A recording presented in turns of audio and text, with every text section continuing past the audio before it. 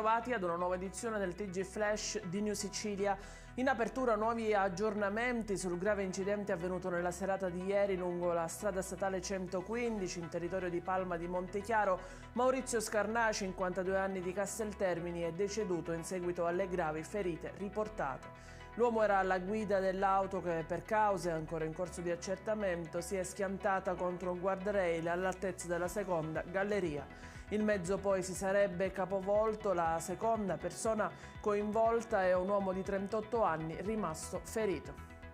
E ancora un incidente, ci spostiamo a Palermo dove una donna alla guida di una Citroen C3 ha avuto un malore ed è piombata con l'auto contro il portone d'ingresso dell'assessorato alle risorse umane del comune di Palermo in via Garibaldi, abbattendolo e investendo un usciere. L'uomo è in gravi condizioni, è stato ricoverato al policlinico mentre l'automobilista, anche lei ferita, è stata portata al civico. Un forte boato è stato avvertito dagli abitanti della zona.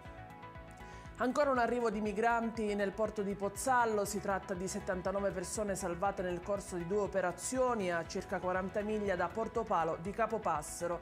I migranti arrivati oggi sono tutti adulti e del Bangladesh, sono uomini, tra loro 2 minori, uno è stato portato al pronto soccorso dell'ospedale Maggiore Baglieri di Modica.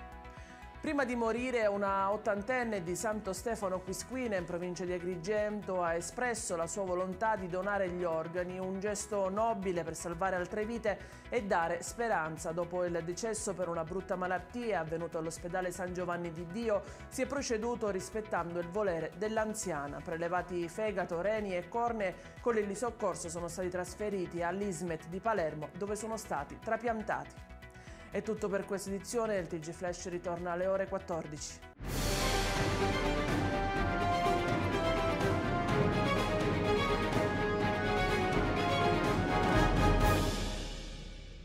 Procar, centro assistenza autorizzato BMW e Mini, adesso anche BMW Motorrad, via George Marshall 7, Mister Bianco, Catania.